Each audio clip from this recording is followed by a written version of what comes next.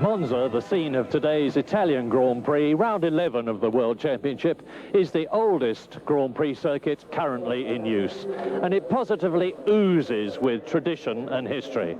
Here is the banked track, no longer in use, but this is the original Monza, first used in 1922, where today's Italian Grand Prix is going to be held, and that's the scene of the fastest Grand Prix ever, won by Piquet in 1971. And today's race promises to be an absolute cracker.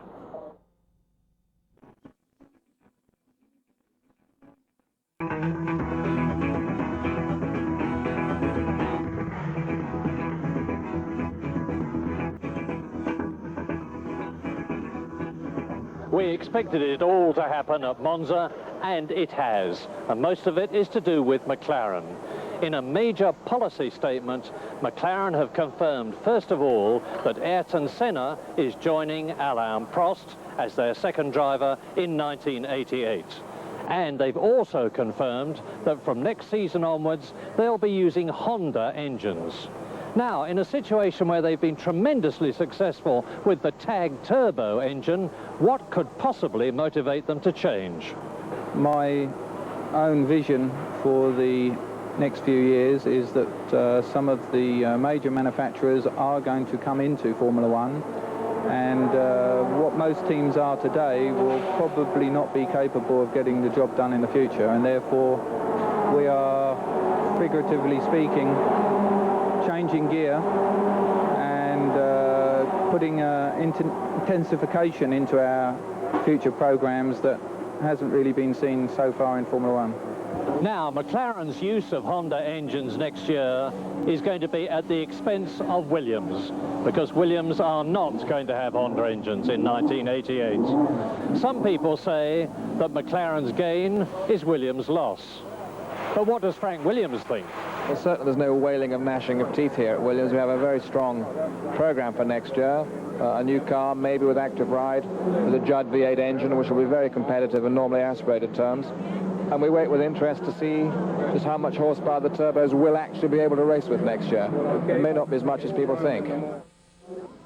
There are effectively only 4 men in the Drivers' World Championship now.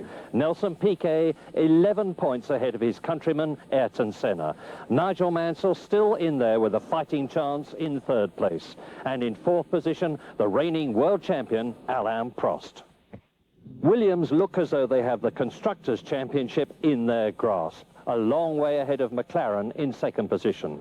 But McLaren just 1 point ahead of Lotus in 3rd place. Ferrari, on their home ground, are trailing badly. And in 90-degree heat here at Monza, in pole position on the starting grid for the 3rd time this year, it is World Championship leader Nelson Piquet using for the first time ever the Williams with active suspension. Nigel Mansell is 2nd on the grid, and he's been on the front row of the grid for every race this year. Then the leading Ferrari, 3rd, Gerhard Berger. 4th, it is Ayrton Senna in the Lotus Honda, and Alain Prost, the world champion, is in 5th place. Then Thierry Boutsen, who's gone very well in the Benetton, 6th ahead of his teammate Fabi. Michele Alboreto in the 2nd Ferrari is way down in 8th position for his 100th Grand Prix. Riccardo Patrese is 9th, and his teammate De Cesaris is in 10th place. Derek Warwick is the 2nd highest British driver in 12th position. Martin Brundle, a lot happier with his Zaxby car, is 17th, and Jonathan Palmer is in 22nd place on the grid, and he is the fastest 3.5-litre car. Well, believe it or not, after Austria, where there were 2 false starts before they got the race away, another one here in Italy, when Riccardo Patrese stalled his Brabham on the line, but fortunately it was actually before the green light had gone, so no danger. And that meant another warm-up lap before the start of the 50-lap Italian Grand Prix. Okay this time, and Mansell surges away.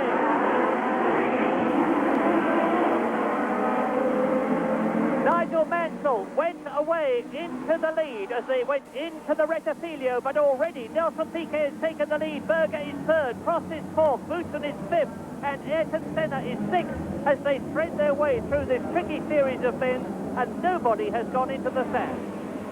It's a very serious traffic jam towards the back of the field then. They virtually had to come to a halt.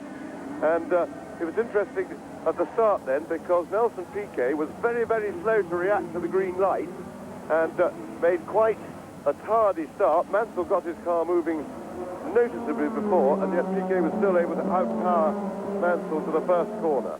So Nelson Piquet leads. Mansell second, and certainly in practice, the speed trap times of Piquet's car powering across the start-finish line were noticeably faster than those of Nigel Mansell, which does suggest that his engine's got a bit more power, and that certainly looked like it at the start then. And here they come, Nelson Piquet leading, then it's Nigel Mansell, there's Berger, there is Boutsen, there is Prost, Ayrton Senna, Michele Alboreto well up and round the parabolica. They take that at about 170 miles an hour. They're coming through to complete lap one, and it's Piquet, Mansell, Berger, Boutsen, then a gap. Prost is fifth, and Senna is sixth. And an absolute cacophony of sound with Gerhard Berger in third position, closing up on Nigel Mansell, and Piquet is making a break for it.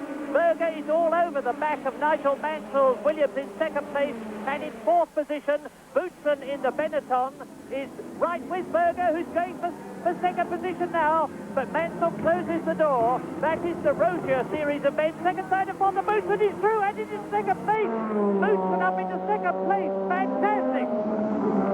And that was pretty hairy stuff there. Mansell, in fending off Berger, arrived too quickly at the chicane, swung wide, and Berger, with the enthusiasm of a Ferrari driver in front of his home crowd, was a little bit over-enthusiastic then, and just gave Mansell a bit of a biff, but he's up to third place now. So Berger third, but that allowed Boutsen a nice little gap to nip through into second place. So Mansell has dropped back, courtesy really of his own mistake then, and just arriving a little bit too quickly, and Prost is now challenging Nigel Mansell. And that is Nakajima, Satoru Nakajima, off and in the sand trap, and he's going to find it very difficult indeed to get out of that. Somebody's lost a part of the side pod. It looks to me like part of a Brabham side pod, but we'll take a check on that. As the second and third then, Boutsen and Berger, followed by Mansell fourth. There is Senna parrying Prost, who is in fifth position, and under the bridge of the banked circuit and down to the Ascari bend goes Piquet. Berger third, Mansell fourth, Senna coming up into fifth place ahead of Prost.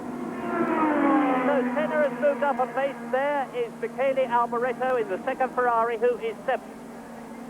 Down to the parabolica, they're doing 195 miles an hour as they approach that bend. And Berger is the quickest man, I think, on the top. No, Boutsen, 130.428 compared with the lap record, 128.1 held by Theo Carvin. And we are now on lap 6 of this 50-lap race. And leading the normally aspirated race at the moment is Philippe Alliot. Well, there's Alain Prost, obviously in trouble. He's dropping back, and just to prove it, his teammate Stefan Johansson is now ahead of him.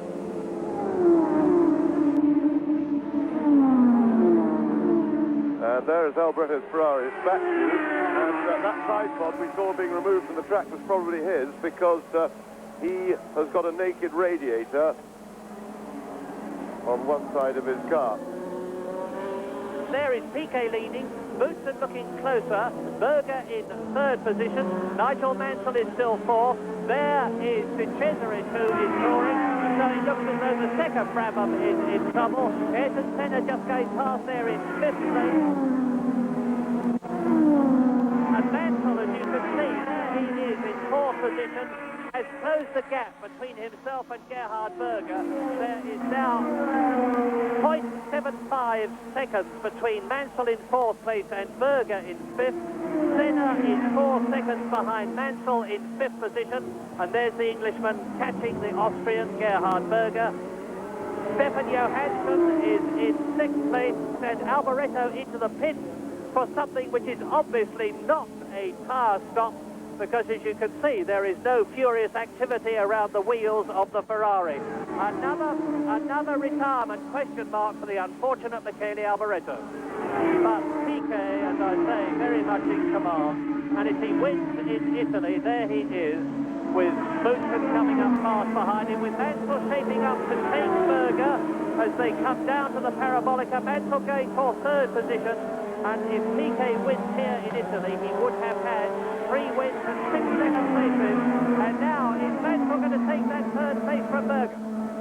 Well, I can tell you one thing. Berger is not going to make it easy for him. Mansell, probably with a flick of the boost switch to get a little bit more boost, powers past Berger on the start-finish straight, and so Nigel Mansell moves up into 3rd place, and that'll be very important for him. Really needs a win here. Now Mansell is in an ideal position to pass, and he's going for it, and he's through. Nigel Mansell moves up into 2nd place behind his teammate Nelson Piquet by passing Thierry Boutsen, who has got Gerhard Berger now right behind him. And it's clear to me that the Benetton Ford is tiring, because Berger has made up a lot of space, and I don't think it's going to be all that long before the Ferrari is up into 3rd position, because there is Boutsen. Now the 3.5 litre category on lap 21 is being led by Philippe Alliot, who is 15th overall. In 2nd position in the 3.5 litre category is Philippe Streff, who is 17th behind Nakajima, overall that is. And 3rd position in the category is Ivan Capelli, and Jonathan Palmer, who started fastest on the grid in the 3.5 litre class, is currently in 4th place in the class, 19th overall. And now this is lap 21, and Piquet has completed the 21st lap. He's on to his 22nd. Now Mansell, we missed Mansell, there he is, into the pits. Apologies for that. Mansell slid into the pits unobserved, and the race order on lap 22 then is Nelson Piquet leading Thierry Boutsen by 9.6 seconds. Gerhard Berger is in 3rd position. Ayrton Senna is in 4th place, and Nigel Mansell, having made a tyre change, observe that, tyres, Nigel Mansell on lap 22 then, so we can expect him to go the rest of the race on the set of tyres that he's using, is in 5th position, ahead of Stefan Johansson, who is in 6th place. Not very far off half distance as you look at Boutsen, Senna and Berger in 2nd, 3rd and 4th places. And significant there is the fact that Ayrton Senna is challenging as you look at the 2 Ligiers, over which there has been so much wrangling in the practice session over their Megatron engines.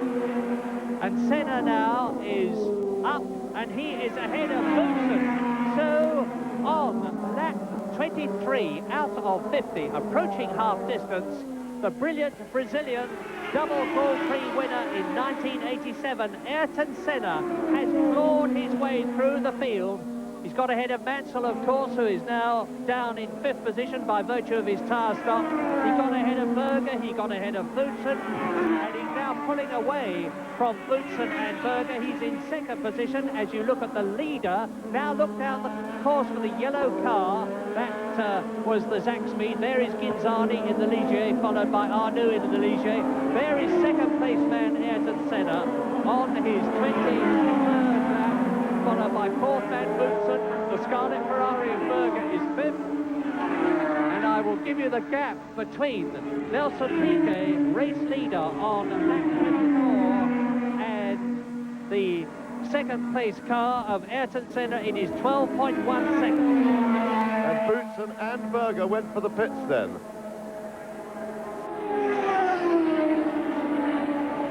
So Senna now on his own, and Boutsen, and they get away absolutely in line astern.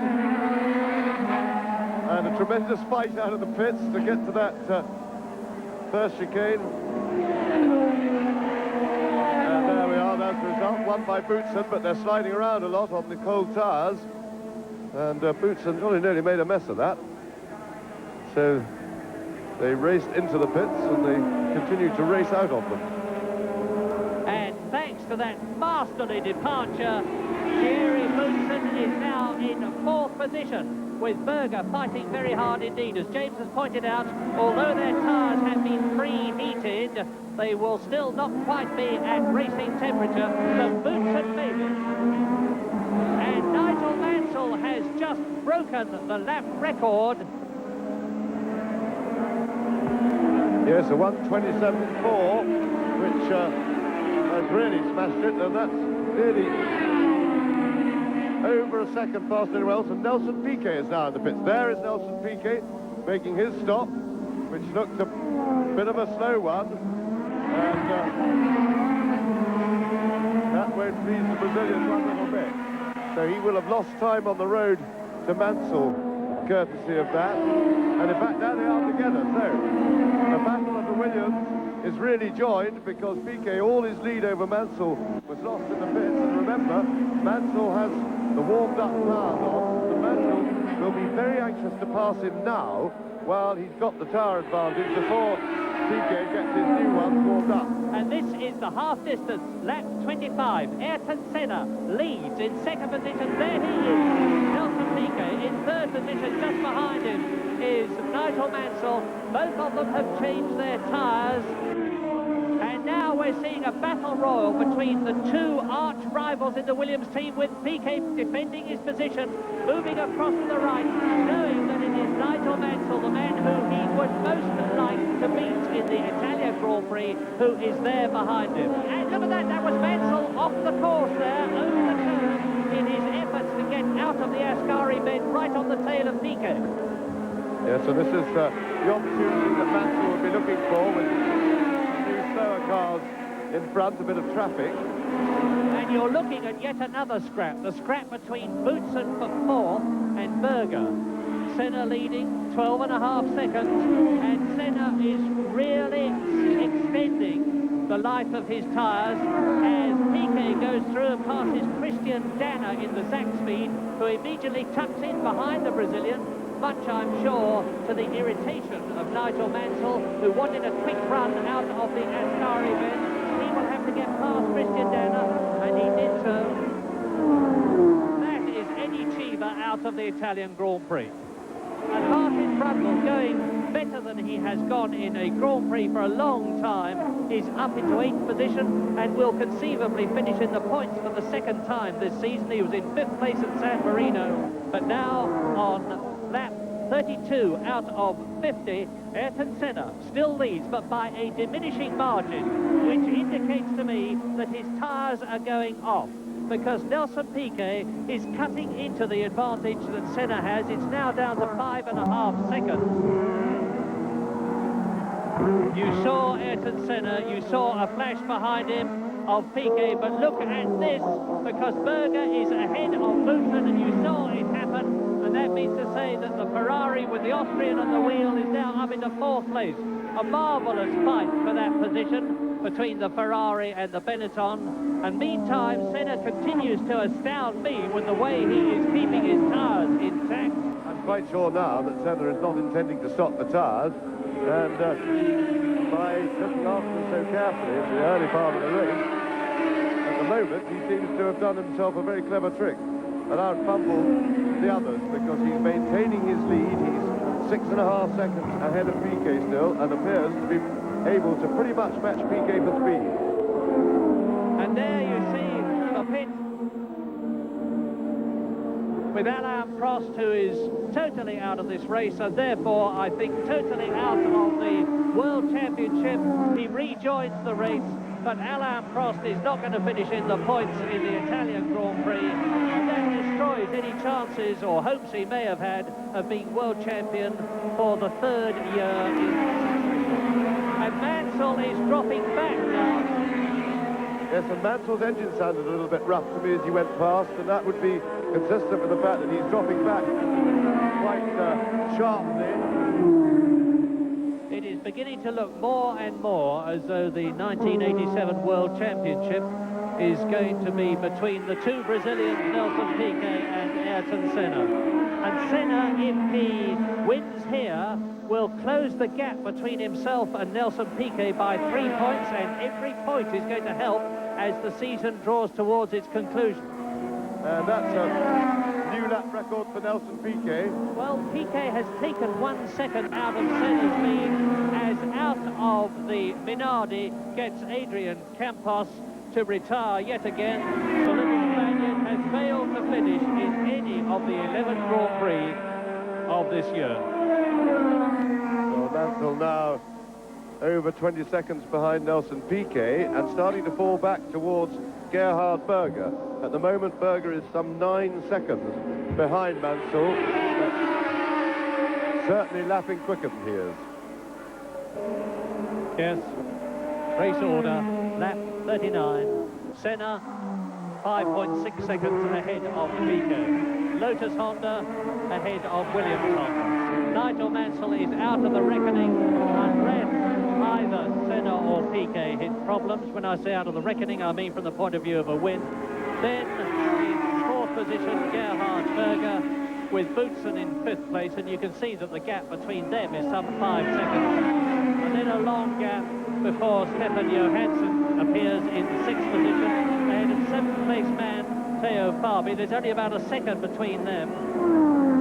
Ayrton Senna, with a superb tyre-preserving drive in his actively suspended Lotus, is leading, but by a decreasing margin all the time. It's down to 4.6 seconds now. Philippe Alliot off, and he's done it again because Alliot was leading the 3.5 litre class, as he has done several times in the past. Well, Riccardo Patrese in the Brabham, the man who's tipped for the second Williams seat next year, out of the Italian Grand Prix. De Cesaris is out of the race. Farini is out of the race. Comparatively few retirements, but unfortunately they include Derek Warwick and Eddie Cheever.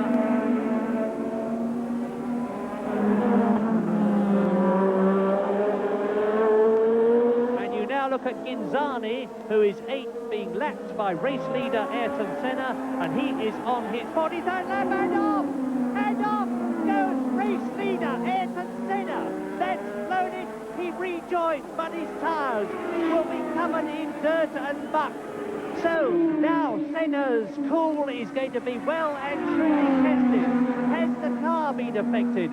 That was a quite superb recovery. The crowd is going bananas because now Piquet is in the lead. Nelson Piquet has taken the lead with that off of Ayrton Senna. And there we are, we see it again. He's down the inside and he gets it all skew-whiff under braking there. Just pressing on a little bit too hard with the back markers, with the pressure from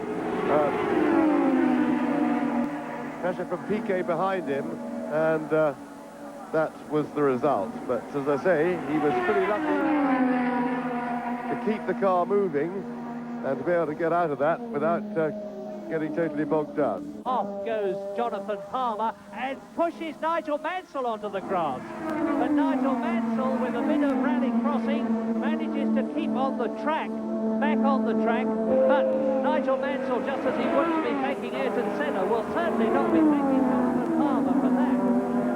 And Senna is certainly catching Piquet. The gap is 2.5 seconds, and I think that is enough, with 2 laps to go, including the one they're on, for Piquet to hold the lead, just. Well, the crowd at Rome is watching the giant television screen racked with interest because it is a rivetingly exciting Italian Grand Prix. It must surely be a victory for Piquet, in which case he will have made it his 4th win. Victory in 1980 and 83 and 86. He's just rocketed round and managed to stave off Ayrton Senna despite the younger Brazilian's effort. Piquet has got it at the moment, but he's got to pray that there's no misfire from the engine as he sputters for the last drops of fuel. Tremendous battle we've had between the two Brazilians, and really quite a good race. Nelson Piquet is going to win the Italian Grand Prix by the closest margin that we have had this year, and a magnificent victory, but the checkered flag has not gone out. The checkered flag, there's the official who should have shown the checkered flag. Now, this is an incredible development. The checkerboard showed that they were on their last lap, but the checkered flag is now being shown, and a hoot of derision from the crowd. As in Austria, the finish line official has failed to notice the winner crossing the line, but with cheers and shouts and catcalls from the crowd, it's Senna. Senna run out of fuel. Yeah, he crossed the line though, and he was back right off as he went over the line, so Senna judged his fuel right. So, race order at the end of a truly dramatic Italian Grand Prix. A superb third victory of the year, and query a World Championship clinching victory for Nelson Piquet in the Williams Honda. Ahead of, in second place, Ayrton Senna in the Lotus Honda. Third, Nigel Mansell in the Williams Honda. Fourth is Gerhard Berger in the Ferrari. Fifth is Thierry Boutsen, and sixth is Stefan Johansson.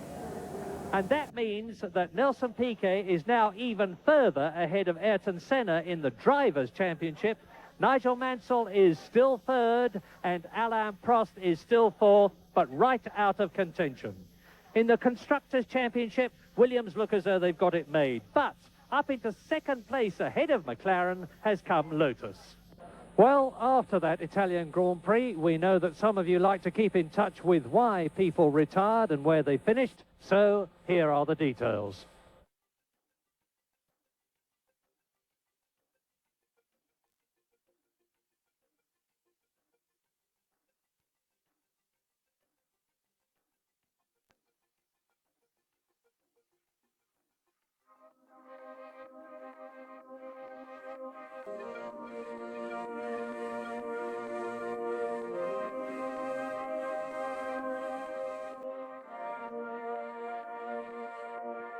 It will be very, very difficult because my tires vibrating more and more all the time. And I was trying very hard because the second was no good for me. I want to win the races. I was planning in the next 6 races to go. I have to first place or nothing. And that was my thinking, and I was trying hard that I could. What happened when you went off? Not much. I just could not stop the car on that situation when Ghinzani stayed in the middle of the circuit, and I just could not control the car. In fact, I was very lucky to still come back because I thought I was going to crash. Well, there we are. In 2 weeks' time, you will be able to see these two heroes again at the Portuguese Grand Prix on Grand Prix, so join us.